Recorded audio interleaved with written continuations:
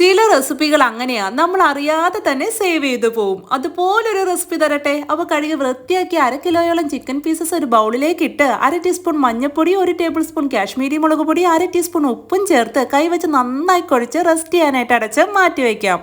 ചൂടായ പാനിലേക്ക് 1 table spoon പച്ചമല്ലി, 1/2 table spoon പെരിഞ്ചീരകം, 1 ടീസ്പൂൺ കുരുമുളക്, 1/2 ടീസ്പൂൺ ചെറിയ ജീരകം, 3-4 ഗ്രാമ്പു, 1 ബേ ലീവ്സ്, 1 കഷ്ണം പട്ട, 3 കാശ്മീരി മുളക്, 3 ഏലക്കായും കൂടി ഇട്ട് കൊടുത്ത് നല്ലപോലെ ഒന്ന് ഇളക്കി ഡ്രൈ റോസ്റ്റ് ചെയ്ത് കോരി മാറ്റി. ഇനി ഇതൊരു മിക്സിയുടെ ജാറിലേക്ക് ഇട്ട് കൊടുത്ത് നന്നായി ഒന്ന് പൊടിച്ചെടുത്ത് മാറ്റി വയ്ക്കാം.